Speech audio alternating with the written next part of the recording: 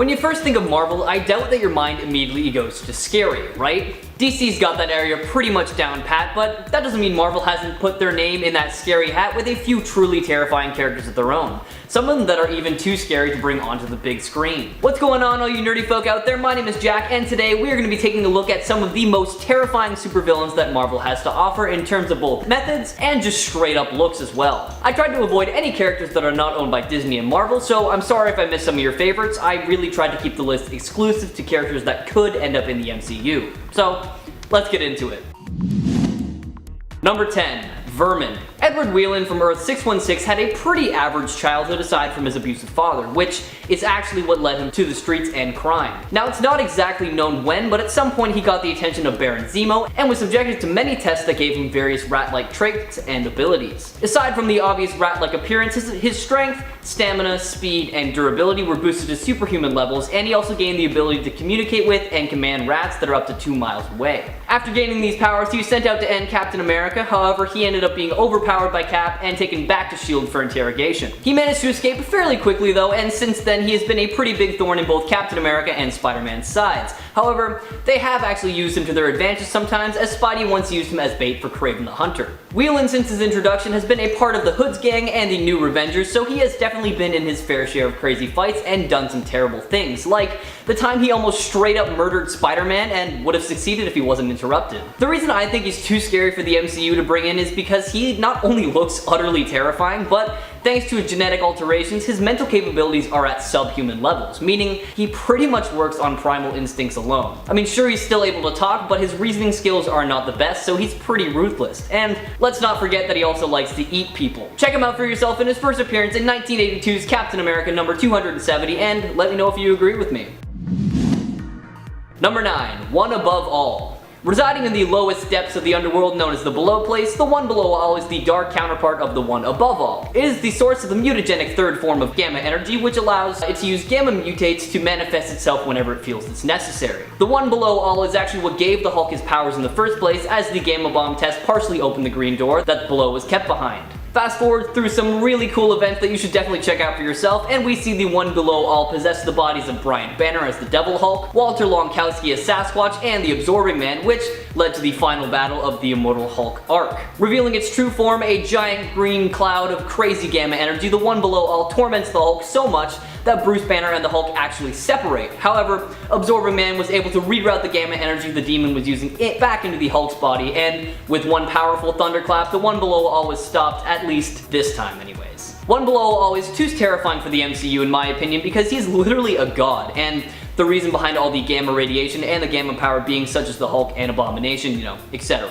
I mean, who knows? Honestly, if they want to send Mark Ruffalo off with a great story, they could finally give him his own movie trilogy and have this demon as his final battle. I highly doubt it though, so in the meantime, check out the One Below All in his first appearance in 2018's Immortal Hulk number 5.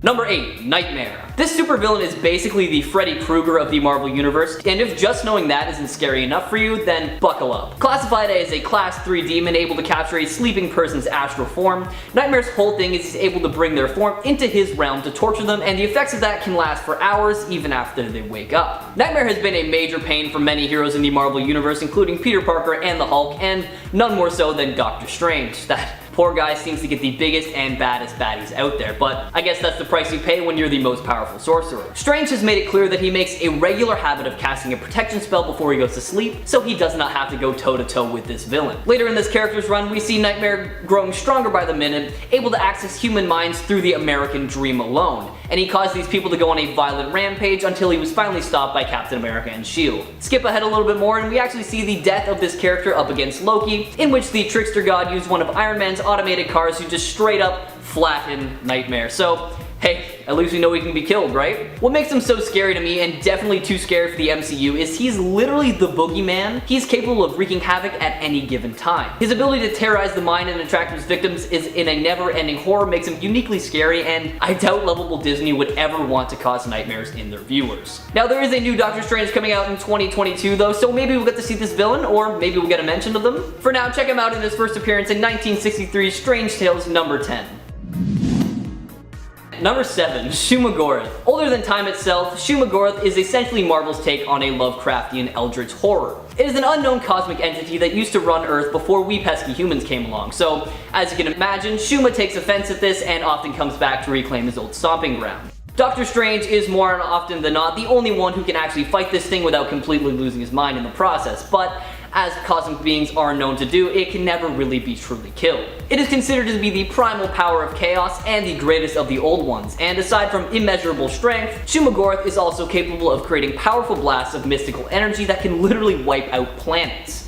Although its presence is usually unexpected and unwelcome, Doctor Strange did have to summon a small part of it once during Thanos' invasion of Manhattan to wreak havoc on the city and draw attention away from themselves. Outside of our own reality, Shumagorath has invaded many other Earths such as Earth 9411 and 9997. However, it is very rare that they come out on top because there is usually a Doctor Strange or a group of heroes there to put a stop to them. This terrifying villain is a bit too scary for the MCU in my opinion because, well, I mean, just take a look at it. It is literally a massive eyeball and tentacles, just like a real Cthulhu vibe going on, and I'm not really a huge fan. We might end up seeing him in Multiverse of Madness, or even in whatever the third movie will be for Doctor Strange. A Lovecraftian Elder God would certainly be a badass final boss for Doctor Strange. Check out Shumagorath for yourself in 1973's Marvel premiere number 10, and let me know in the comments if you think an on-screen version could be on its way.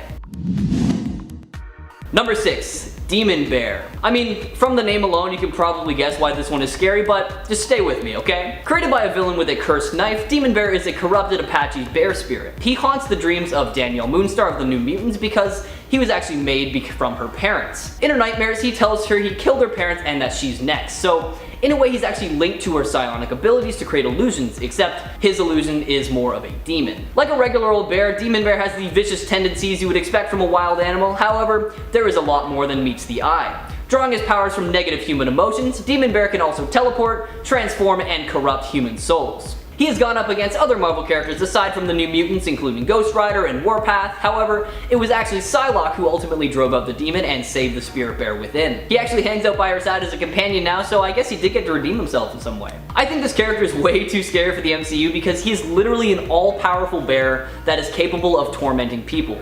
And not to mention he feeds off the negative emotions, so he only grows stronger the more the person doubts their abilities around him. That's just too much for one character, and I really can't see Marvel bringing him in anytime soon, so why not check him out for yourself in his first appearance in 1983's New Mutants to tide yourself over until we finally get to see him in all his furry glory.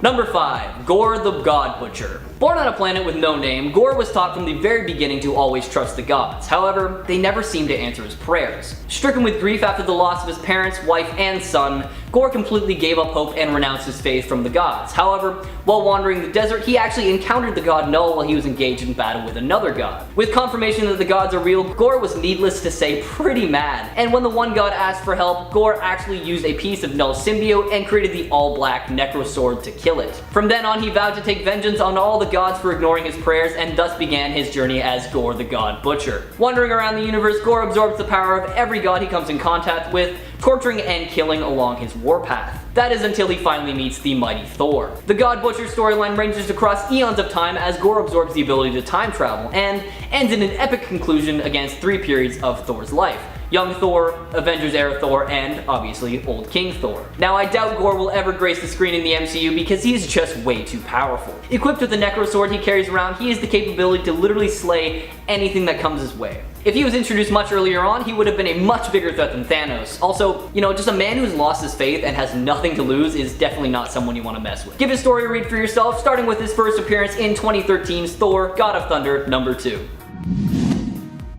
Number 4. Annihilus. Known as the Living Death that walks or the Lord of the Negative Zone, Annihilus is an insect-like creature with some truly insane power. He was exposed to an object called the Cosmic Control Rod, which extended his lifespan and gave him his powers. These powers include continuous rebirth, superhuman levels of strength, speed, durability, and stamina, and flight of course. Obsessed with protecting the rod, he did absolutely everything he could to keep it from everyone else until the Fantastic Four took it away from him. Annihilus has at various times been the ruler of the negative zone, controlling its inhabitants via his powerful cosmic control rod. He first encountered the Fantastic Four after Reed Richards discovered how to travel to the negative zone from Earth. Over the years, he clashed with the Fantastic Four on many occasions, often with the group foiling his plan to invade Earth. He would later lead an enormous fleet of spaceships from the negative zone into the main universe, setting off the annihilation wave by destroying a ton of planets. The Armada was opposed by a number of cosmic heroes such as Star-Lord, Drax the Destroyer, and the Silver Surfer, and was thankfully stopped by the cosmic entity Galactus, with Nova killing Annihilus in the process. He was later reborn as an infant in the aftermath of the Annihilation storyline. But other than that, we have seen Annihilus go up against the likes of many other heroes, and he has been a worthy adversary to say the least. Now, I doubt we'll see this character in the MCU anytime soon just due to their immense power and ability to literally broadcast intense fear into the others, the likes of which has even been able to shake the Hulk. It's possible that we'll see them later on once more powerful characters such as Nova and Adam Warlock are introduced, but they are too big a threat. Give their story a read for yourself, starting with 1968's Fantastic Four Annual number 6. Number 3, The Maker. Now, unlike his Earth 616 counterpart, Reed Richards is about 20 years younger, born into a completely normal family, and God, what was it? Oh yeah, he's insane. Now, I'll try not to spoil too much of the story for you because I really think it deserves a read, but I will do my best to give you just the basics. Following an explosion that left Richards presumably dead, the Fantastic Four mourned his loss, but in reality, he's actually alive and well, and he actually set off the explosion himself and was responsible for a ton of other attacks around the city. Convinced that he knows how the world should be run from now on, he is willing to do whatever he thinks is right, regardless of the consequences. Thankfully, he is stopped by a group of heroes and he is flung into the negative zone. But it didn't take him too long to get back though, and he easily took over most of Europe. Fast forward a little bit and we see him form the Dark Ultimates, but they were quickly defeated by the power of the Infinity Stones. Teaming up with Cabal of Earth 616, Richards was able to manipulate the Ultimates into prematurely attacking the Earth, and do I got you interested in the character? Good. I'll leave the rest of the story for you to read for yourself. What makes the Maker so terrifying is that he is so intelligent that there is really no way of defeating him, and since he has the ability to literally stretch his brain to make himself even smarter, he is always 10 steps ahead of you no matter what you do and what you think. Of course, we don't even have the regular Mr. Fantastic in the MCU yet, so even if they have been considering integrating this character's introduction is definitely far off. Give the story a read for yourself, starting with 2004's Ultimate Fantastic Four number 1, or feel free to just skip ahead to when he is the Maker by taking a look at 2011's Ultimate Comics Ultimates number 1. Number 2, the Skinless Man. If you were ever wondering why they called Wolverine Weapon X, well, here's your answer. It's not an X, it's actually the Roman numeral for 10. Now with that in mind, meet weapon number 3, the Skinless Man. Harry Pyre used to be a barrister during the Cold War, and he was actually very good at his job thanks to his mutant power, elastic and multi-sensory skin. Designated Weapon 3 by the Weapons Plus program that augmented his strength and powers, Pizer went on to do some pretty terrible things, and all of that finally caught up to him when Phantom X shot him, stole his skin, and left him for dead. Now with no skin, Pizer took revenge on Phantom X by cutting off his face, and was later recruited into the new Brotherhood of Evil Mutants while he was on the run from that. Once again though, everything seems to catch up to him because in 2013's Uncanny X-Force number 34, he meets an untimely end and he's not really been seen since. I could go into all the other horrific stuff this guy has done in the comics appearances, but do I really need to? It should be plainly obvious that there will never be an MCU version of the Skinless Man out there. He has no skin, and his whole thing is literally putting you in a similar predicament as him. That just seems to me like you've got a formula for a character that will forever be stuck in the pages of a comic book. I also understand that he is prominent in the X-Men universe, which is not necessarily the MCU, but it's fine. I'm definitely not far off when I say that there is no way they would use this character even if they had the rights to him. Check out his story for yourself in his first full appearance in 2012's Uncanny X-Force number 21. And finally, number 1, we have Arcade. Nobody really knows who or what Arcade was before his life of crime. He has given so many different accounts over the years with no evidence to prove any of them. The one that seems the most true is that he killed his father when he was 21 in order to acquire massive amounts of money, and he discovered that he really liked killing, so he became an assassin. However, he soon got really bored with that and decided to use his wealth to construct a death-themed amusement park to kill people. As a skilled killer, Arcade has been tasked with killing many heroes over the years such as Spider-Man, Ghost Rider, and many X-Men as well. But all of his attempts have ended in failure. On his 29th birthday, he learned that he was a huge laughingstock in the villain community, and this made him realize that what he'd been doing is no longer a game, and that winning from this point on is everything. Using his genius-level intellect and his vast fortune, he constructed a new Murderland and trapped 16 teen heroes in it for a month, toying with them and prodding them. However, they were eventually freed, and Arcade was last seen tied to the front of the SHIELD helicarrier as a form of torture for everything that he had done. What makes him terrifying to me is that he's all about mind games and toying with people, which basically makes him the Marvel equivalent of Saw. He knows exactly what to do and say to get people to gang up against each other, and he has the knowledge and resources to execute any plan. That is way too much power for one villain to have, especially a movie villain, so I feel like we won't get to see this character on the big screen anytime soon. Maybe one day though, who knows. In the meantime, tide yourself over by checking him out in his first appearance in 1978's Marvel Team-Up number 65. That'll be it for this video, everyone. There are a ton of scary Marvel villains out there, so why not let us know some of your favorites in the comments below, and maybe we'll talk about them in a part 2. Don't forget to subscribe to Top 10 Nerd to stay up to date on all things nerdy, and why not ring that notification bell so you know whenever we upload a video. As always, my name is Jack. Thank you guys so much for watching, and make sure to stay nerdy, my friends. When many people think of comics, they think of them as being within their own genre, as though people in tights and capes squaring off with evil is its very own thing. And while superheroes can feel like its own genre at times, the world of comics and supers also tends to branch out into others at times, like the whimsical and mystical world of magic. Yeah. Today we'll be focusing on that more magical genre explored within the world of Marvel as we count down the top 10 Marvel mystical superheroes. Ooh. Welcome back, Nerd Squad. I'm Amanda McKnight. And I'm Patty D, and today we'll be hosting your video. Let's get straight to it and get counting down for some of these most fantastic magic-wielding supers. Number 10, Tarot. Tarot is Marie-Ange Colbert, a mutant we haven't heard from in a while, but who has recently turned up at least via text, if not visually, in the Dawn of X line. During the Ten of Swords event, she was the one to receive and communicate the powerful tarot reading that seemed to be reappearing all over the world. Tarot's mutant powers are precognition, which through the use of her tarot cards gives her amazingly accurate and specific readings pertaining to the future of an individual or an event. She has also been able to get readings on past events as well.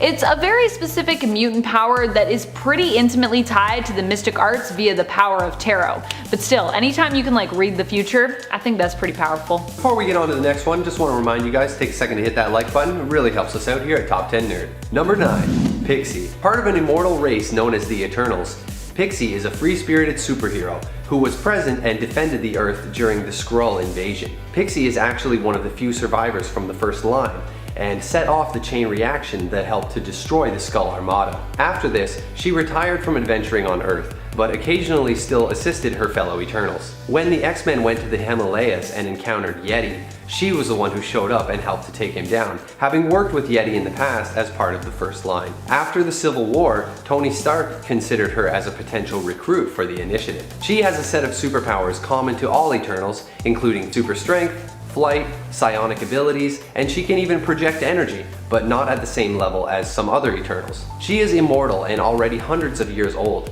and has a natural psychic block in place to prevent mind reading and mind control. Number 8, Jennifer Kale. Jennifer Kale became a magical hero and ally to the Man-Thing at a young age. She was a teenager who was interested in magic, and using a mystical tome she'd found while visiting her grandfather, accidentally summoned a demon, not knowing that the demon would not be under her control. The Man-Thing saved her, and it was revealed later on that he and she had a psychic link. Dakeem the Enchanter eventually revealed himself to both Jennifer and Man-Thing, and had them both prove they were worthy before taking on Jennifer as his apprentice. He had been a student of Zared-Na before him, a powerful sorceress who believed that demons from the realm of Somnus would someday threaten the fate of the Earth, attempting to invade. Dakeem gave Jennifer the raiments of a priestess of Zared-Na and helped her to recover the tome of Zared-Na from another dimension, helping to protect the Earth against a demon invasion. Jennifer is also an ally of Howard the Duck, and over the years has become a highly skilled magic user. Number 7, DAYTRIPPER. Born with the name Jemaine Zardos, she is the daughter of a powerful Romani sorceress and grew up in the circus with her brother. His name was Stefan, and he suffered bouts of homicidal madness occasionally. The family adopted NIGHTCRAWLER in his youth, and he made a pact with his crazy brother that he would kill him if he ever became too violent. This eventually does happen, and it really blows up the whole family, with the mother Margali seeking revenge for Nightcrawler for killing her son. But anyway, back to DAYTRIPPER. She was first introduced as Amanda Sefton, a flight attendant who dates Kurt Wagner, aka Nightcrawler. When Kurt joined the Excalibur team, he asked her to also join, as they often go up against magical opponents. She once attempted to become Doctor Strange's disciple, and also helped to retrieve Captain Britain from the Time Stream. She has also aided the X-Men in battle against the Hellfire Club. She is a sorceress who follows the path of the Winding Way, and she is quite powerful, capable of teleportation, casting illusions, and hypnotism, as well as shapeshifting. HELLSTORM. HELLSTORM or HELLSTROM? Well, actually, if we are talking about the heroic persona of Damon, then in most cases it's going to be HELLSTORM. HELLSTROM is Damon's legal last name as the son of the devil who came to Earth for a time to basically sire children. HELLSTORM, fun fact, used to be married to Hellcat, Patsy Walker. I just like that they both have hell in their main hero mantle. It's pretty great. Also, that relationship ended terribly though, terribly. Damon Hellstrom, being the son of the devil, is also the heir to Hell, although he spent a lot of time not wanting to accept this responsibility as he often wrestled with the evil within him. Damon actually was originally planning on becoming a priest before he learned of his true heritage via his mother's diary. He has not only been an adventurer and a superhero fighting alongside the Defenders, but has also been an occult detective and an exorcist as well, seeking to better understand his heritage while also actively fighting against it and his father's will. Number 5. Sister Grimm. Sister Grimm was part of a team known as the Runaways that had its run in 2003. The Runaways were a group of teens who discovered their parents were part of a crime ring known as the Pride that planned to destroy and rebuild the Earth. The Runaways fight to stop them, and one of them is Sister Grimm, who inherited powers and technology from her parents. At one point, she re-encounters her parents after running away, and her mother points her staff at her chest, which becomes absorbed by her body. This is actually her main weapon, the Staff of One, and it is only released from her body when she bleeds. She has magical aptitude in her blood, but not the usual formal training. However, after her encounter with the Witchbreaker, her power improves, and she can now levitate, teleport using portals, and even fly. She can also cast spells that change her surroundings, like transforming the inside of a building. She is part of Strange Academy, the professor of creative spellcasting. This is a perfect role for her, as part of the way her staff works is she can never use the same spell twice. If she casts a spell she's already used a second time, not only will it not work, but it may even have an unintended effect. Number 4. Dr. Voodoo. Brother Voodoo, aka Jericho Drumm, was considered skilled and disciplined enough to actually become the new Sorcerer Supreme, becoming Dr. Voodoo. Big, exciting level up for Jericho. Initially, Jericho never wanted the responsibility of becoming a Hungan, but after the death of his brother, Daniel, swore to him that he would train in the mystical arts and take his place, seeking to avenge his brother's death. Voodoo carries his brother's spirit with him, which helps to bolster his power. He was chosen later on to become Sorcerer Supreme by Agamotto. The Eye of Agamotto left Stephen Strange and instead sought out his replacement, choosing Brother Voodoo because he was considered pure of heart and at the time a much better candidate. Doctor Strange was basically doing some super dark things at the time, although he did have his reasons. Jericho is a skilled magic user, capable of manipulating the elements and mystical creatures. He's also capable of hypnosis, flight, and teleportation. And he's also a trained psychologist. Bonus! Number 3. Man-Thing. Man-Thing is a tragic dude. He was a biochemistry professor named Ted Sallis, working on Project Sulfur, which aimed to allow soldiers to survive biochemical weapons. It was developed into serum SO2, and it worked, but had the unfortunate side effect of turning its users into monsters. He once worked alongside Dr. Kurt Connors and tried to improve his serum into a super soldier serum, like the one used on Captain America. His wife becomes bitter after being neglected for so long while he's focused on his work, and she eventually sells him out to greedy AIM agents seeking to steal his technology. As he's escaping from their ambush, he injects himself with the only existing sample of the serum, right before his car crashes into the swamp. The magical energies of the swamp and the serum combine to transform him into a hideous 7-foot swamp monster. Man-Thing gets into some crazy mystical stuff, helping Doctor Strange with fixing the shattered nexus of all realities. He is basically vegetable matter formed with mystical energy and swamp mutations all wrapped up in a lovely package. As the guardian of the nexus of all realities, he has some serious mystical responsibilities. He is also very powerful, with his abilities including regeneration, teleportation, and even reality displacement. Also, his porous form is resistant to many forms of attacks, as fists or bullets just pass right through him. Number 2. Scarlet Witch. Scarlet Witch is one of the most powerful magic users we have in Marvel, although the results of her magic can sometimes be unpredictable. Like during the Empire event when she accidentally created a ton of mutant zombies in her attempt to properly resurrect all the lives lost in the Genosha Mutant Massacre. Still, Scarlet Witch is powerful enough that she has been considered as a candidate for Sorcerer Supreme. She can use her powers to manipulate time, reality, and probability, as well as project energy, create force fields, cast spells, heal, create magical weapons, enhance her own physical prowess, and teleport. Wow, that's a lot of stuff. That's like stuff I'm just saying and you could speed me up saying it and then like make it scroll because it's so much stuff. The problem is simply that things don't always turn out the way Wanda had envisioned, and her mental state often affects her actions, making her appear sometimes even villainous, when that is generally the furthest thing that Wanda wants, to alienate herself. She is often just a character seeking love and acceptance who struggles to find where she belongs and sometimes to find her own sense of independence and confidence. And here we are at number 1, Doctor Strange. Doctor Strange was a brilliant but arrogant neurosurgeon who mangled his hands in a car accident and became seriously distraught. When modern medicine failed him, he went on a journey leading him to Tibet, where he trained with the Ancient One, healing his hands, learning about magic, and eventually rising to the rank of Master of the Mystic Arts. He is the Sorcerer Supreme for the Marvel Prime Universe. And Strange has a really storied past, having been affiliated with many superhero teams and taking part in some incredible storylines throughout his history. I really love how Doctor Strange goes from arrogant doctor who only cares about money to a broken man who literally sells all his possessions to travel to the East, later discovering not only is magic real, but that he can control it. As the Sorcerer Supreme, Doctor Strange is immensely powerful, and he also has a whole collection of powerful artifacts at his disposal. He is an expert in the Black Priest's ability to use language to distort reality,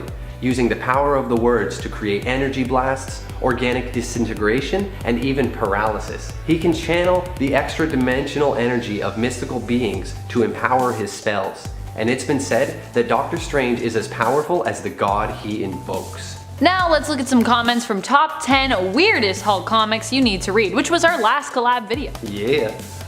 Edward John says, most bizarre Hulk moment? Hulk tears off his own head to stop pain in Incredible Hulk 446 and then grows it back. Regeneration always opens up a lot of thorny questions. Yeah, man, I always wonder about these regenerators like Deadpool. If he just, can he just split in half and grow 2 Deadpools and just create an army of himself? I mean, yeah, how come it's like only some of him like can regenerate the tissue and then some of him can't? Or maybe the other versions would get progressively dumber. Yeah, they're just like really messed up versions of Deadpool. I like that idea. Also, I feel like the Hulk has regenerated himself in a lot of crazy ways. A lot of crazy ways. But that's the whole, like, even the monster thing with Hulk. Lauren O types, I can't believe there was a story that had Batman being able to take down Hulk with kicks and punches. I love bats, but really? Yeah, I know, really? I was also like, what is happening here? I also love Batman, but I was like, really? Batman beats the Hulk? I mean, he's strong, but come on. I think it was just like the fact that it was a physical fight too. Like, I know Batman was also like using his smarts in that scenario, but I was just like, this is a really weird, dumb fight. Man, one hit from the Hulk and you'd be done. Apparently one hit from Batman and you're done. So, who was your favorite pick? Who have we missed? Let us know what you think in the comments below, and thanks for watching. I'm Patty D. And I'm Amanda McKnight. You stay nerdy, YouTube. Bye. Hey guys, welcome back to Top 10 Nerd. I'm Ron Mackenzie Lafergie. You may remember me from a while back, but if not, nice to meet you. I'll see you guys in the comments, but for now, let's hop right in. Superheroes tend to be pretty darn tanky and tend to survive far longer than they would have in the real world. But some take this survival thing a bit too seriously and are actually immortal. And some of them are scary. Look, it's a bit of a mouthful of a title, so I'm just gonna give up on trying to find a natural introduction. For the purposes of this video, immortal will refer to characters that won't die on their own unless someone kills them. And as for the scary part, I'll pick heroes who scare me. Oh, and there will probably be some anti-heroes in here too. Don't get too hung up on it. Cool? Cool.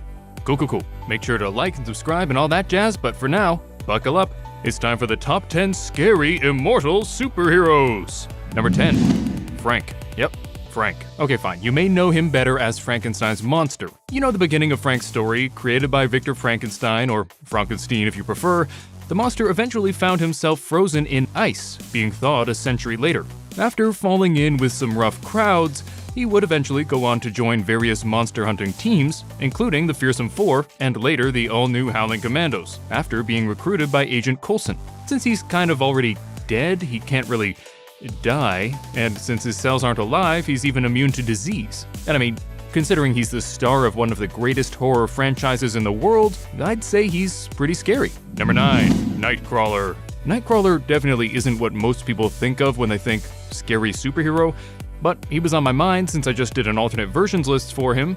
A link down below, maybe? That said, he's definitely one of the freakiest looking heroes out there, largely because of his demonic heritage. Now look, I'm no bigot, but the dude definitely looks like a demon, which is fine in comic books, but if I ran into him in a dark alley, I would not be pleased, especially if he suddenly teleported behind me. He also ticks the immortal box since he already died and had to sacrifice his soul to come back to life, which sounds kinda selfish, but it was actually for the greater good. Long story. Number 8, DEADMAN. Boston Brand was a circus acrobat, but after being murdered, he made a deal with Ramakrishna, a Hindu goddess, to give him powers to find his murderer. But he's a decent guy, so if he sees someone being bad while he's finding the murderer, he stops them by possessing people. This led to him working with various super teams, including Justice Society International. And I gotta say, this was a pretty easy choice, since DEADMAN is a spooky, spooky ghost, which instantly gives him both immortality cred and scary cred. Making my job easy. Another nice thing is that he looks a lot more villainous than most heroes, which also means he looks pretty darn scary. Sometimes. Other times he's a bit goofy, but we won't talk about those times. He's scary, he's immortal, he's on the list. Next, number 7, the Immortal Hulk. Yeah, Hulk in general is pretty scary and pretty immortal, but Immortal Hulk is even scarier and even immortal. Not only does he have a healing factor keeping him young and strapping, but the whole point of the character is that this Hulk keeps bringing Banner back to life whenever he dies. So like, yeah, that's pretty darn immortal. Immortal Hulk, unlike other modern versions, only comes out in the evening if Bruce Banner is injured or dead, and apparently Immortal Hulk is the most powerful one yet. So not only does he look terrifying, but he's also even stronger than previous incarnations. Plus, as I said, he only comes out at night, and we all know nighttime is super spooky. Number 6, Ghost Rider. I think we all knew Ghost Rider would be on here. I doubt I need to really explain why he's scary, but in case you're totally lost, he's a biker with a flaming skull and demon chains who can consume souls and cause you to feel every bit of pain you've ever inflicted on someone. So yeah, probably not great to run into in a dark alley, especially if you're a jerk. In terms of immortality, it's stated in Ghost Rider's Heavens on Fire number 6 that only God can destroy a Ghost Rider since he created them. True, the concept of God in the Marvel Universe is a bit shaky, so this might not be meant to be taken literally, but I think it's fairly safe to call them immortal. Number 5, Venom. When it comes to scary comic book characters, Venom is definitely one of the first a lot of people think of. I know he gave me nightmares as a kid, although I also had a talking toy of him, which was my favorite. Represent. Venom is freaky not only for his terrifying appearance, but also because the idea of having an alien symbiote latch onto me and control me sounds awful. However, the most terrifying thing about Venom is talking about him/it/them. Am I talking about the symbiote? The combination of them? Which version of the combination? Who's with the symbiote? Which of the dozen retcons are we referring to? And how many people will yell at me in the comments if I get it wrong? Seriously? It's a nightmare. In terms of immortality, we haven't really seen a symbiote latch onto a host for long enough to know if they're immortal that way, but the symbiotes themselves are believed to be, so I think that counts. See? Confusing. Number 4, Swamp Thing. Swamp Thing is definitely among the lesser known superheroes on this list. Some people may not even be aware that he's a good guy, since characters based on horror tropes tend to be pretty evil. But hey, as we learned with Frank, you mustn't judge a book by its cover, even if it is a pretty scary cover. Swamp Thing came into being when scientist Alec Holland had an incident with his biorestorative formula, causing his consciousness to enter a nearby swamp. This consciousness was then able to enter any plant life and use it as a body of sorts. Despite its horrid appearance, Swamp Thing would go on to find love and fight to protect humanity. and nature. And yes, the Swamp Thing is immortal. As long as there is plant life somewhere in the universe, there's somewhere for Swamp Thing's consciousness to live. It's like he has like 8 gazillion Horcruxes, except he doesn't have to split his soul. Not too shabby. Number 3, Lobo. Lobo is a big, strong, loud, arrogant, violent blowhard from the planet Zarnia. He's also, full disclosure, one of my favorite characters, so I'm a wee bit biased here. That said, he definitely fits the criteria. Immortal? Check. He's such a wacko that he was straight up banished from the afterlife. Scary? Check. Freaky looks aside, his name translates to "He who devours your entrails and thoroughly enjoys it." And the main man lives up to that name, having exterminated almost everyone on his home planet, including children, with flying scorpions. Yeah. Lobo was created as a parody of all the 90s comic books that were hellbent on being super gritty and dark and intense, and he is definitely all of those things, with a tongue planted firmly in one's cheek. Number 2, Spawn. The thing with this list is that most superheroes look, well, heroic, which generally means they don't look very scary. Not so with Spawn. Al Simmons was a cop who was murdered and sent to hell, only to make a deal with Malebolgia to become a Hellspawn, in exchange for seeing his wife one last time. And he's pretty darn cool. Sure, the 97 version looked a bit more like a WWE character than Demon Spawn, but if you want any proof that he's a scary dude, check out the trailer for the 2020 reboot, because my goodness, he terrifying. In terms of immortality, Spawn won't die of old age, and generally won't die of anything unless beheaded by a weapon of heaven. Or if you manage to kill him in the Dead Zone, an alley on Earth that counts as heaven's domain. So like, you should probably avoid that alley, or he'll get murdered by homeless men again. True story. Number 1, Deadpool. That's right, nerds. I don't care that I've talked about him a million times on this channel. If you give me an opportunity to slap Deadpool onto a list, I'm slapping him onto the list. For the 3 people who somehow don't know by now, Wade Wilson is a wisecracking mercenary who, through an experimental treatment, gained absurd regenerative abilities, to the point where he basically can't die. And why is he scary? Well, because his skin looks like this. Yeah, those are tumors. You're welcome. Plus, he isn't exactly the most stable person, so you kinda gotta watch your back even if he is your friend. As you may have guessed, he's my favorite hero of all time, and I am absurdly excited for him to join the MCU. Just please, for the love of God, bring back Hugh Jackman for one more movie. It needs to happen. Please. That's it for today. I'm sure I forgot some amazing options, so please let me know if your favorite got left off the list in the comments down below. Hope you enjoyed the video, folks. If you did, please smack that like button, subscribe, click the bell. You know the dang drill. I'll be back for at least a few more videos, possibly more depending on how things go. In the meantime, I'll see you fine nerds down in the comment section. Until next time, I'm Ron Mackenzie LaFergie with Top 10 Nerd. Later, nerds! DC has one of the darkest comic book universes out there, so it's no surprise that their rogues gallery is filled with some of the most horrific villains around. Villains that are so terrifying many of them have yet to even make their way to the silver screen. Welcome back, Nerd Squad. Today we are going to be talking about some of the scariest villains around as we count down the top 10 supervillains too scary for the DCEU. And if you haven't already, smash that subscribe and ring our bell so you can guarantee you get all of our nerdiest notifications. And be sure to stick around to the end of this list where I will have some bonus content coming your way. Alright, let's get counting. Number 10, Man-Bat. The Man-Bat is not always a villain of Batman's. He has been known to sometimes be an ally as well. But when Dr. Kirk Langstrom is in his Man-Bat form, he is always horrifying. So horrifying that the closest thing we got to him was in one of Batman's nightmares from Batman v Superman in the DCEU.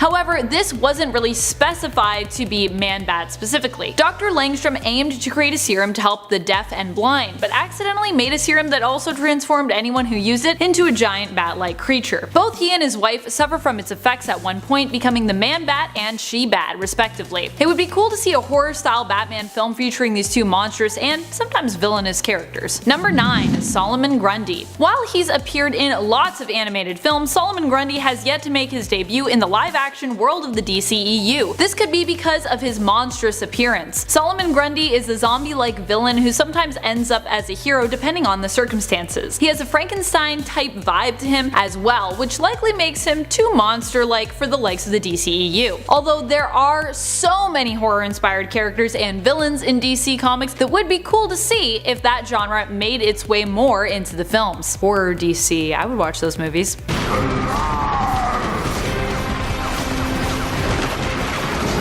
Number 8. Hugo Strange. Hugo Strange has a place in the television series Gotham, where he is played by B.D. Wong, and is depicted as the chief of psychiatry at Arkham Asylum. But we have yet to see the insane mad scientist make an appearance in the DC Extended Universe. Because he is often closely tied these days to Arkham Asylum both in the comics and in the Batman video games, it would be kind of hard to introduce this madman who has a tendency to experiment on patients and transform them into monsters into the DCEU without first introducing the famed Asylum. Hugo is a formidable and frightening Batman foe, not just because of how insane he is, but because of how brilliant he is too. It's a perfect plan. With this machine, I can imagine Batman to be anyone I choose. And these fools will pay a fortune for it. He was even able to use his smarts and deductive reasoning to uncover Batman's true identity. Number 7. Mr. Mixie Pizyedelik. So, Mr. Mixie might not be horrifying to look at. He's kinda silly looking, truth be told, but that doesn't mean you shouldn't be scared of him. He has more power than you can possibly imagine, and in fact anything that he can imagine can come to pass, should he will it. The only limit to his reality altering powers are the limitations of his own imagination. Like Batman's Joker, he has at times claimed to be the ultimate Superman foe. In one story to prove this, he even killed all of Superman's enemies and allies just to prove how evil he was. Mr. Mixie also forced Superman to kill him as well, forcing Superman to break his own moral code. Ooh. Talk about being on Joker's terrifying level of ultimate villainy. Oh, I don't feel so good. But it's still worth it. Number 6. James Gordon Jr. He might not be on Mr. Mixie's level in terms of his power set, but James Gordon Jr. is one terrifying and creepy villain. As his name implies, he is related to Commissioner Gordon and is in fact his son. Surprisingly, James is not like his dad and grows up instead to become a psychotic serial killer, exhibiting early warning signs from a young age that there is something very wrong with him. He used to pick apart and torture animals and was suspected as being involved in the disappearance of one of Barbara's friends, Bess Keller, though nothing was ever proven. He ends up returning to Gotham and is revealed to be a full-out serial killer who enjoys torturing his victims to death in Black Mirror. Later on, he ends up joining the Suicide Squad and becomes the team's strategy analyzer. Man, I would not want to work with James Gordon Jr. on the Suicide Squad. I'd be like, ugh. No thanks. Number 5. Papa Midnight. Papa Midnight is a villain to John Constantine for the most part. Sometimes he's an ally, but more often he is not, as the man is obsessed with power and is a pretty bad dude. Papa Midnight grew up in Trenchtown, Jamaica. Born Linton Midnight, from a young age he became inspired by tales of dark magic that his parents had told him. He betrayed a group of slaves, conning them into believing that they would be protected if they rebelled, which led to their deaths, and later went on to sell his sister's soul into demon slavery, so that he could achieve more power for himself through using her soul as a barter chip, selling it to the demons of hell. Ooh. Considering how violent and insidious Papa Midnight is, we likely won't be seeing him in the DCEU, although he has managed to make an appearance in the CW Arrowverse, which is pretty impressive.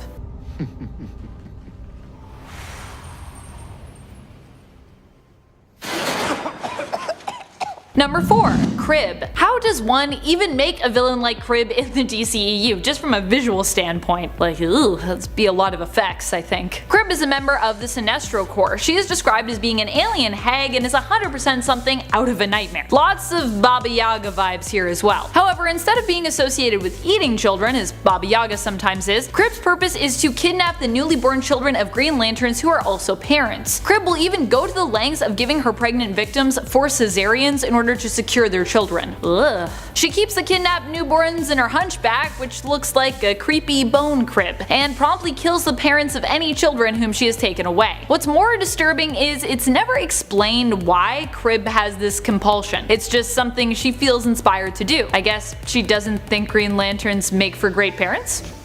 She's like, I'll be a way better parent to these babies with my weird bone crib. Super qualified. Number 3. DOLLMAKER. DOLLMAKER has a horrific origin, which makes it hard to introduce him without going full horror film mode. When Barton Mathis was young, he would go camping with his father, who it turns out was a serial killer. While camping, Barton would not only witness his father kill people, but also commit acts of cannibalism. He also saw his father killed when apprehended by the police. Years later, Mathis would grow up to be a gifted but deranged surgeon who was obsessed with using his victims' body parts to craft dolls. He wears a mask made of human skin and was the one one who helped Joker to remove his face during the lead up to the death of the family storyline. Number 2. A Black Lantern Corps. One of the most terrifying villain groups both appearance-wise and in terms of their threat level is the Black Lantern Corps. Of course, this would be a hard supervillain group to introduce, being that we'd likely need Green Lanterns to be on the scene to help explain, well, just who the Black Lantern Corps are and why we should care about them. After all, you can't defeat the Black Lantern Corps anyways without the entire emotional spectrum of lanterns assembled to help create that White Lantern power. This threat might also just be too huge and horrific to make an appearance due to the sheer size of their numbers. In the Blackest Night storyline, they were like an overwhelmingly sized zombie apocalypse level of threat, killing heroes and resurrecting them to join their deadly ranks. Number 1. Batman Who Laughs. It might be a little too confusing for the DCEU to introduce the Batman Who Laughs, as that would mean they'd likely have to involve the dark multiverse somewhere in their films, and the dark multiverse is likely too dark even for DC to make that happen on the big screen. The Batman Who Laughs is an alternate version of Batman who was infected by Joker venom after being pushed too far by the villain, causing him to lash out and kill the Joker, snapping his neck. This caused Batman to become infected, driving him insane and causing him to take down his own world's Justice League and kill his own Bat family, save for Damian Wayne, who he convinced to join him. He's one of the biggest bads in DC's current storylines. Thank you so much for watching, Nerd Squad. What are some of your favorite DC supervillains? Who do you think is the scariest? Who do you think we'll never see in the DCEU? Which scary villain would you love to see in the DCEU? Let us know in the comments below. And speaking of comments, it's time to turn to some comments from one of our latest videos, Top 10 Gender Bended Superheroes Part 2. FR Isty comments, gosh, I didn't know the ship Stony was canon. In another reality, but still canon. Yes, it is, and it's actually kind of great. Strong enough of a ship that it worked its way into its own alternate world. Sunstar comments, great list, I didn't know about a lot of these. Amanda, you may have earned another cosplay request in Hellgirl. Oh my, I'm gonna need a lot of red body paint for that one. Let's see, so we have Madeline Pryor, Vampy, Scarlet Witch is coming up next, my Black Widow is already in development, and I will have to add Hellgirl to my list, maybe under my Cheetah body paint cosplay, just all the body paint cosplays. I'm actually finally gearing up to sit down and read Hellboy in its entirety, so a Hellgirl cosplay might be a good way to celebrate upon finishing that series. That arm though, how will I make the arm?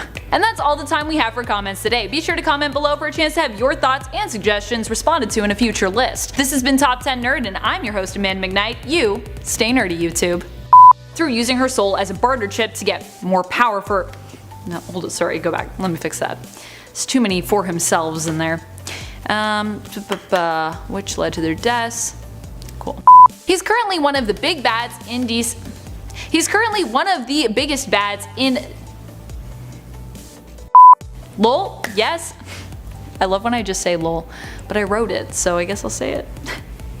Now, formerly known as Captain Marvel, the hero Shazam is best known as the protector of Fawcett City. Before obtaining his powers, William Billy Batson was a young boy chosen to be a champion of good by the wizard Shazam, meaning whenever he uses the wizard's name, he is struck by a lightning bolt that transforms him into the hero we all know and love with the abilities of the 6 legendary figures. But even though he's basically a god, Shazam does have a number of villains that are quite powerful and terrifying if I do say so myself. What's going on, all you nerdy folk out there? My name is Jack, and today we're going to be taking a look at some of the scariest villains that Shazam has to deal with. Now, I apologize in advance for probably butchering some names here, but let's just get into it, shall we?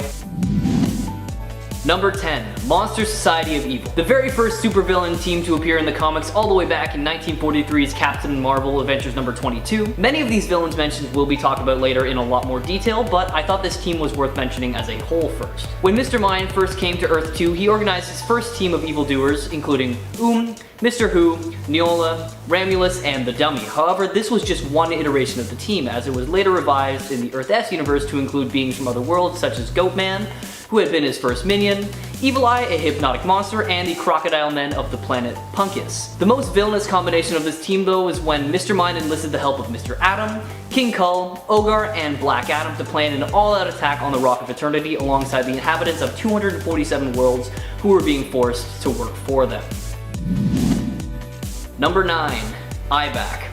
Originally a small-town crook, Stanley Stinky Printwhistle made a deal with Lucifer after he was caught in a bridge explosion. In exchange for his soul, he was granted the power to become a champion of evil through the magical word Ivac, turning him from a frail criminal into a muscled supervillain. Contrary to Shazam, Ivac is empowered by 4 of the most evil and terrifying men to have ever walked the earth. Ivan the Terrible, who supplies terror, Cesare Bourgeois, who gives Ibak cunning, Attila the Hun, who gives him fierceness, and Caligula, the sponsor of cruelty. With his powers, Ibak was faced off against Shazam many times, most commonly as a member of the Monster Society of Evil. Although he has reformed many times over the course of his comics, Ibak is still a staple character in the Shazam universe and will forever be an annoying thorn in his side.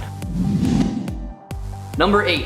Captain Nazi. Now, that is a pretty controversial name. You can definitely tell that he was created in a different time, eh? Originally thought to be genetically altered by his father during the Second World War to serve Hitler's Third Reich, he was actually revealed to be the living avatar of National Socialism given a physical form, and that as long as there are Nazis in existence, he would exist. In the modern era, Captain Nazi had been active since the 1940s, but decided to put himself in a suspended animation so that he could come back in modern society and revive the Third Reich. Once reanimated, fought alongside his brother Wolf Krieger, his granddaughter, and other superpowered villains. After meeting his apparent end while fighting Batman and Jason Todd, we later find out that he actually survived and appears in Kahndaq to release all of his captives and winds up being defeated by Kahndaq's ruler, Black Adam. With the powers of superhuman strength, speed, and stamina, as well as flight and invulnerability, Captain Nazi is both dangerous and a little controversial. Check him out in his first appearance in Masters Comics number 21.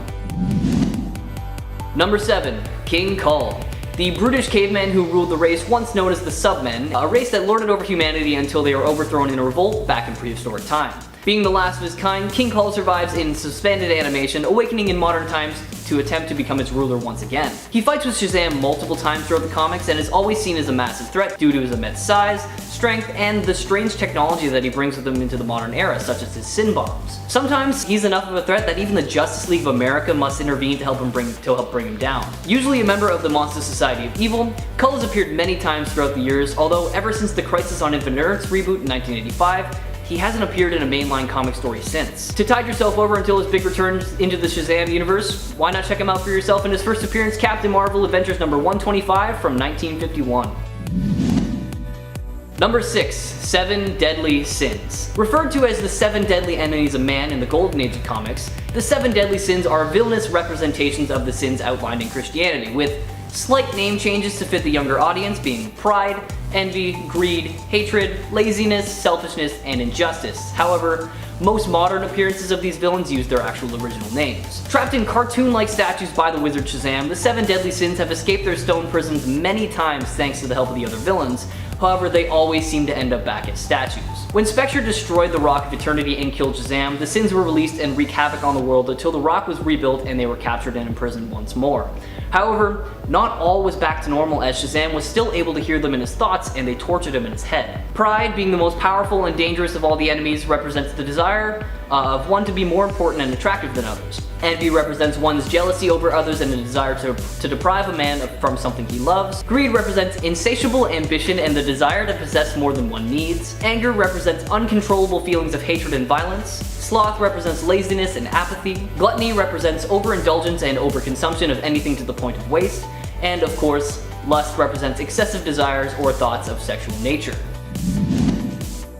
Number 5. Lady Blaze. Having worked behind the scenes for a very long time, this red-skinned demoness is not one that you should take lightly. Disguising herself as Angelica Blaze, the Metropolis nightclub owner, Blaze later appeared in Fawcett City, where she took a new mortal guise as a mob boss. Her plans for the city and the Rock of Eternity connected to it were, however, quickly foiled by Shazam and the Marvel family. Interestingly enough, she's actually the one who corrupted Black Adam and led him down the path that you see him on now. With her arsenal of demonic abilities, we've seen Lady Blaze go toe-to-toe many times with the members of the Captain Marvel family and other DC heroes such as Batman. Check out this truly twisted demoness for yourself in her first appearance in 1990's Action Comics number 655. Number 4. Sabak. Known as Timothy Carnes, he was granted powers by the demonic forces of hell in order to challenge Shazam and become his dark opposite. Drawing his powers from Satan, Aim, Belial, Beelzebub, Asmodeus, and Kratos, Carnes just needs to say the magic word Sabak and he transforms into a hulking demon with super speed, strength, fire breath, and pyrokinesis. Sabak battles Shazam multiple times throughout his career, always on even footing with his rival right up to the point where, he's eventually defeated each time. The demon who granted him powers, they eventually get really fed up with his failures and strip him of all his powers one by one, letting Carnes be defeated for good. A new, more feral version of Sabak has appeared in the modern age with the alter ego of Ishmael Gregor. Check him out in his first appearance in 1943's Captain Marvel Jr. number 4, or if you're interested in his new adaptation, check out 2004's Outsiders Volume 3 number 8. Number 3, Mr. Mind. Now, mentioned briefly at the beginning of this list, Mr. Mind is a tiny alien worm from the planet Venus with an extremely high intelligence and is one of Shazam's arch enemies. He's notably the first villain to bring together other villains who had been defeated previously, uniting them into the Monster Society of Evil. Mr. Mind's strength lies in his intelligence, able to use the assembled supervillains to run Shazam ragged and nearly defeat him on multiple occasions. Mr. Mind can use mind control to force others into working for him, along with, some other generally ominous assertions of psychic powers. His most significant role was as the primary villain of 52, in which he was revealed to be behind all the events of the series in a dastardly bid to literally eat time itself. Having first appeared in Captain Marvel Adventures number 26 all the way back in 1943, this worm has caused some serious damage in the DC universe. Number 2, Dr. Savannah. Considered to be Shazam's golden age nemesis and a primary arch foe to this day, Thaddeus Bodog Savannah Sr. was one of the richest men in Fawcett City and used his intellect and resources to try and defeat Shazam. He deduced Shazam's identity early on in his career, giving him a very unique relationship to the hero as he could strike him at any time. Savannah was a genius mad scientist who operated from the planet Venus with his own family of children, and in exile, he turned against the world and plots for world domination. Of course, he's frequently stopped by Shazam, confounding him to no end. In the modern era, Savannah was reinvented as a scientist who became corrupted by dark magic, turning him to a madman with the body of a withered old man. As the leader of the Monster Society of Evil, Savannah has been part of many of Shazam's greatest battles, so why not read his story for yourself, starting with his first appearance in Wiz Comics number 2. And number 1, Black Adam. An obvious choice for the number 1 spot on this list because there's nowhere else this dastardly villain deserves to be. The first man to be given the powers of Shazam, Black Adam went mad with power and was stripped of his abilities, lying dormant until the modern day, during which his ancestor was granted his powers. Black Adam possesses powers drawn from the Egyptian gods as opposed to, Shazam's powers. Black Adam eventually somewhat reforms, dismissing his prior evil as corruption, and takes over a city-state in Egypt, and then marries a woman named Isis. But his new family is eventually killed, and Black Adam swears vengeance on the world, which leads to a battle with Shazam once again in a war that spans the globe before being stripped of all his powers again, after Shazam forcibly changes the magic word that grants him his abilities. Portrayed by Dwayne "The Rock" Johnson in the live-action movies, I cannot wait to see what the DC Universe does with this character in the future. That'll be it for this video, everyone. Do you have any other Shazam villains that you'd like to hear us talk about? Well, let us know in the comments below, and maybe we'll do a part 2 covering them all. As always, my name is Jack. Thank you so much for watching, and stay nerdy, my friends. Supervillains. They are always just causing mischief. And even when they get defeated, they are rarely gone for good. Even death can't keep them from going back again and again and again. And that, my friends, is what we are going to talk about today. Hey everyone, what's up? Welcome to Top 10 Nerd. I am your host, David Raff, and today we are going to be talking about the top 10 scary supervillains who can't die. Now, if you enjoyed this video, hit that like button and don't forget to subscribe to Top 10 Nerd so you never miss one nerdy moment. Now, with all that being said, let's get started. Number 10, Dormammu. Dormammu, I've come to bargain. Oh, I'm sorry, I just had to say it. Whenever I hear the name Dormammu, I just think of that awesome scene. Okay, so, Dormammu comes from the Marvel Universe and is the ruler of the Dark Dimension. He's incredibly powerful and also immortal. He is said to be more powerful than Doctor Strange, Mephisto, Hela, Pluto, and Damien Hellstrom. He can transform his body into mystical energy and can always reform back to normal. At this point, it seems like nothing can actually kill him, or if it does, by chance, he would just return. Even in the 2016 film Doctor Strange, which I mentioned earlier, the only way Doctor Strange could actually defeat him was to trap him in a time loop, and make a bargain with him to leave and never return, which he probably won't end up honoring forever. Number 9, Lobo. Lobo hails from the DC Universe and is a bounty hunter who is immortal and unkillable. He's the last of the Zarnians, who are said can only be killed by each other. But apparently Lobo is slightly different because this also doesn't apply to him. Lobo is also banned from entering either heaven or hell. So when his physical body is in a damaged state, he can travel around outside of his body, but can't interact with anyone actually living, until his body has fully regenerated. He has even survived floating around in the far reaches of space. Aside from that, he has super strength and can survive without food or water. But apparently he needs to drink booze a lot, so yeah, there's that. Number 8, Trigon. Trigon is a very powerful demon and the father of the superhero Raven, who is a member of the Teen Titans. He's considered to be one of the most powerful villains in the DC universe, along with Darkseid and the Anti-Monitor. Trigon has been alive for billions of years and is hell-bent on taking over any and all worlds. He is very tall and can travel through different dimensions. He is immortal. He can fly, is invulnerable. He also has super strength, pyrokinesis, telekinesis, telepathy, and other mind control abilities.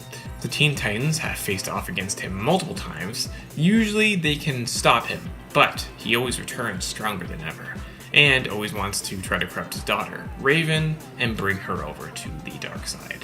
Number 7, PARALLAX. PARALLAX comes from the DC universe and is one of the main villains of the Green Lanterns. He's essentially pure fear. He is so powerful that even the all-knowing Guardians of the Universe are said to be super scared of him. PARALLAX also has a wide array of abilities, but usually he infects a host and is able to just control them completely. One of the most famous instances being when he took over none other than Hal Jordan, and made him kill a ton of Green Lanterns and other DC heroes. Hal eventually got defeated, but PARALLAX lived on, and years later Hal also returned, because this is the comic book world, and no one is ever really gone. Number 6, Deathstroke.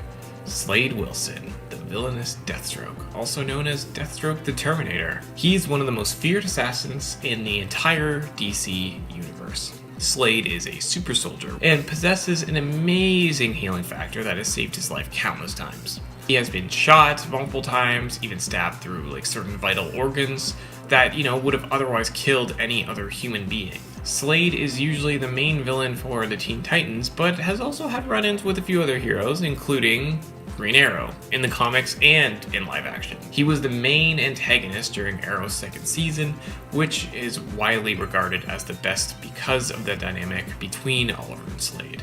He also recently appeared in the second season of the DC Universe show Titans. Number 5, the Phoenix Force. The Phoenix Force is most famous for taking over Jean Grey and starting the Dark Phoenix saga. But while the host can die, the Phoenix Force is essentially immortal. It can travel across the universe, it can use abilities to resurrect itself, or someone, or something else. It has telepathic abilities as well, being able to control anyone it infects. It can just shoot massive amounts of energy that kills almost anything in its path. Whenever it enters a host, it amplifies their own abilities as well. And when it eventually leaves, if the host is alive, it leaves a small portion of its power within that host, leaving them stronger than they ever were before. Number 4, Vandal Savage. Vandal Savage is immortal. He has been around for thousands of years. He also has enhanced strength, speed, and is a master martial artist. He doesn't age and is shown to be resistant to various diseases. Even in his live action appearance in the Arrowverse, he was immortal, but this version was linked to Hawkman and Hawkgirl. But he was vaporized to ash during one of the crossovers, but that didn't stop him, as he was able to fully regenerate and come back and continue to wreak havoc on his heroes, which is why they were trying to defeat him with time travel. One of the coolest aspects of the first season of Legends was to see them go to different points in time and try to stop Vandal.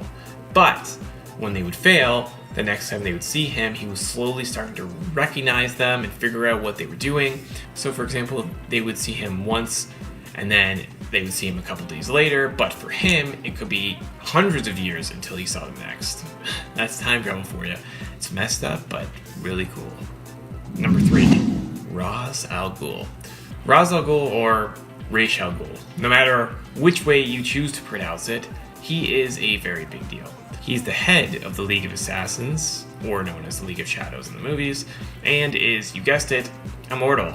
But not all on his own. He has help from the Lazarus Pits, which can basically heal any injury and keep him looking young for hundreds and hundreds of years. He's one of, if not the most skilled fighter in the world. He has even beaten Batman from time to time in hand-to-hand combat.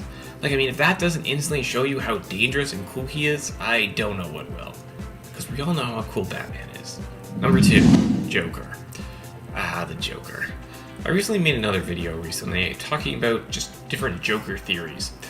One of those being how people believe that the Joker is actually immortal, because no matter what happens to him, he doesn't seem to age or die. He's always there, just terrorizing Gotham, and being a real pain in Batman's side. But honestly, we wouldn't really want it any other way. Joker and Batman just go together like peanut butter and jelly, and that is something that will never change. Number 1, Thanos. A villain that needs no introduction because right now he is probably the most famous villain around thanks to Avengers Infinity War and Avengers Endgame. But long before that, he was just a famous villain to anyone who read the comics. Yes, I know Thanos has died, but he has also returned multiple times. He is just insanely powerful and has taken on all of the big heavyweights of the Marvel Universe. And almost everyone is scared of him. Whenever his name is brought up, you know a lot of bad stuff is about to go down. And that is why he deserves the number 1 spot on this list. Alright, there you have it guys, the top 10 scary supervillains that can't die. What does your list look like? Let us know down in the comments below, and if you enjoyed this video, hit that like button and don't forget to subscribe to Top 10 Nerds so you never miss one nerdy moment. I'm your host, David Raff, and thank you so much for watching. DC Comics is known for some of the most heroic and famous superheroes of all time, but have you ever sat down and considered how terrifying some of the villains they face are? From wacky villains like Kite Man to the bone-chilling Batman who laughs, DC is the definition of range. What's going on, all you nerdy folk out there? My name is Jack, and join me while we take a look at some of the scariest villains DC has to offer. Coming in at number 10, we are starting with Zoom. This starting off with an obvious choice. Eobard Thawne, also known as the Reverse Flash, or Zoom, is the arch nemesis of Barry Allen and has done a great job at keeping the Scarlet Speedster on his toes. Having worshipped the Flash more than anybody, even going as far as to recreate the reaction that gave Barry his powers, and having an operation done so that he could look like Barry Allen, Thawne wanted nothing more than to meet and befriend his hero. His killing tendency unfortunately came up not too long after that, when he killed the cashier at the Flash Museum so he could use the holy grail of all Flash memorabilia, the Cosmic Treadmill, so he could travel back in time to meet his hero. Unfortunately, there was a miscalculation and he ended up appearing several years after Allen's death. Distraught and upset, Thawne escaped to the Flash Museum to get some answers, only to find out that he was destined to become the Flash's greatest nemesis, Zoom. Needless to say, he did not take that news very well, and this set him down on his dark path. Since then, Thawne has done everything in his power to torment the Flash, going as far as killing his mother and fiancé and so much more. Talk about a quick temper. Number 9 is Dr. Destiny. John Dee was a pretty run-of-the-mill villain for the Justice League by creating tech that was more advanced than most people had ever seen, and thanks to this tech he was able to capture Green Lantern and set traps left and right for the Justice League. However, all this changed after he created the Materiopticon, which allowed him to manipulate and alter reality. He was eventually stopped by the Justice League by making him unable to dream, which in turn robbed him of his powers and drove him even deeper into insanity. Dee also appeared with a much darker reboot in Neil Gaiman's Sandman, where he is seen using his Materiopticon to take over a 24-hour diner to fulfill his sadistic desires and purposes. Number 8, Trigon. Now, I understand that teenage angst is a thing and not having a good relationship with your daughter isn't exactly a crime, but Trigon kinda takes that a little bit too far and ends up being the arch enemy of Raven from Teen Titans. Originally the ruler of an unknown alien planet, Trigon was able to absorb the power of the Heart of Darkness, which granted him an insane amount of power, allowing him to kill the Divine once and for all. Not only are his powers something to marvel, but just look at him. His terrifying demonic appearance already makes him someone that I do not want to mess with. However, I feel I could definitely take that sweater vest wearing Trigon from Teen Titans Go. Number 7, Murmur. Being a fairly new member of the Flash's Rogues, Murmur doesn't really have many appearances in the comics, but by no means does that make him any less terrifying. Dr. Michael Amaro was once a very successful and respected surgeon, until one day he could no longer take the voices in his head caused by his schizophrenia, and decided that a killing spree was the only way to keep them at bay. This spree spread through Central City and Keystone City until he was finally detained by the police with the help of the Flash. With an incredible understanding of human physiology thanks to his many years as a surgeon and his unique blood type unlike anyone has ever seen, he can't be killed by any lethal injections, this villain is not someone you should mess with. Not to mention, he also cut out his own tongue and sewed his mouth shut. Number 6, Nekron. Lord of the Unliving and one of the most powerful beings in the universe, Nekron is a manifestation of death and the opposing force of all life itself. Before becoming the Lord of Unliving, we're not entirely sure what or where Nekron was. Rumors have circulated that Nekron is darkness itself, existing before life entirely, and then others say he was created by the darkness as his protector. First appearing in Tales of the Green Lantern Corps number 2 in 1981, Nekron's most terrifying moment was his triumphant return in Blackest Night when he formed the Black Lanterns Corps, who I'll be touching on a little bit later. Thanks to the power of those Black Power Rings and the Black Lantern Central Power Battery, Nekron was able to begin complete and utter devastation to the world during this time. The only thing that was able to take him down was Hal Jordan and the White Lanterns, who together overpowered Necron by resurrecting the Black Hand, which in turn severs his link with the living plane. With this link gone, his body is completely destroyed and the Blackest Night is over. Number 5, Dr. Death. Now, if that name doesn't already scare you, then hold on to your hats because this villain is truly something. Originally a scientist working for Wayne Enterprises, Dr. Carl Helfern was working on a nanomedicine to try and create a serum to make human bones harden upon impact to prevent breakage. Unfortunately, this project failed and was a large reason that led to Helfern's slow descent into insanity, the other reasons being his son's death and the loss of his job at Wayne Enterprises. Thanks to a later partnership with Edward Nygma, a breakthrough was discovered, and that got the entire process working again and set him on his path down to, his villain side. With the success of his formula, Helfern injected it into himself, granting him superhuman strength and a regeneration ability. Eventually taking the name Dr. Death, Helfern kills his research group by injecting them with the failed formula, which causes their bone to grow uncontrollably and then rip them apart from the inside out. Dr. Death was eventually and thankfully stopped by Batman, who incapacitated the villain by breaking his bones in such a way that they would grow back irregularly. The sheer pressure and uncomfortability of his new physique led to Helfern's death, as his struggle against his own skeleton caused his skull to cave in and crush his brains. Number 4, Crib. Now, despite sounding like a lovely place to keep your baby, this member of the Sinestro Corp is far from that. She targets Green Lantern members who have recently had children, then she'll secrete a poison liquid from her breast to subdue their parents, and then have them watch with their dying breaths as she takes their children and tosses them into her crib-like hunchback. As the parents die, she leaves them claiming she'll raise them as her own as orphans of the Green Lantern Corps. Now, not only is that terrifying, but it's also never really explained why, which, the mystery in that just makes it all the more unsettling. Thankfully, Crib is subdued by Kyle Rayner and is sent to Zamaron to have the Zamarans rehabilitate her. However, it's confirmed later that the rehabilitation technique does not really work on her at all. I guess some aliens just can't be helped. Number 3, Black Hand. William Hand, aka Black Hand, was chosen to be the physical embodiment of death by Guardian Scar, and after killing himself and becoming reanimated, he becomes the leader of the Black Lantern Corps during the Blackest Night. See, I told you we'd circle back. During the Blackest Night, Hand murders each member of his family before killing himself and receiving the Black Lantern ring. With this ring, Black Hand was able to reanimate some of DC's most famous and powerful heroes such as Batman and Superman and so many more. Alongside Necron, Black Hand battles against the heroes of Earth and the Lantern Corps. As stated before, Hand is defeated by Hal Jordan and the White Lanterns after it is revealed that he is Necron's link to the living plane. After he's brought back to life and Necron's defeated, he is then taken by the Indigo tribe, very dazed and confused, and they're set on helping him alter his worldviews, and it seems like it worked. Number 2, Jonathan Crane, aka the Scarecrow. Now, this brilliant psychologist turned supervillain is one of the most terrifying and layered villains in the DC universe. Crane lost his credibility as a psychologist after an experiment gone wrong when he took everything a little bit too far, and then that began his descent into madness. Taking up the name Scarecrow, he uses his immense knowledge of fear and anxiety to mess with his victims and seals the deal with his infamous fear toxin to torture them. When inhaled, this toxin forces the victim to hallucinate and imagine their own worst fear as if it was reality. Just the thought of that completely terrifies me, and that's why I placed him so high on this list. I can't even think about it.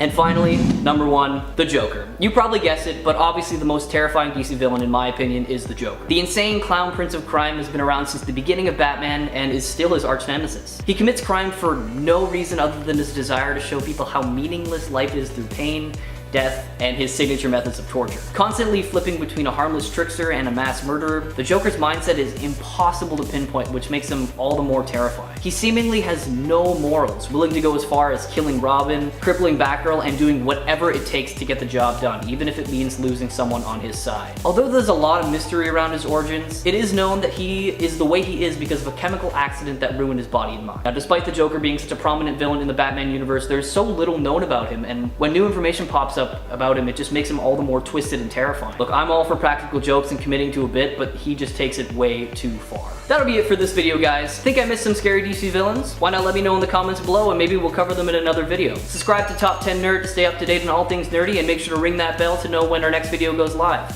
Once again, my name is Jack. Thanks for watching and stay nerdy, my friends.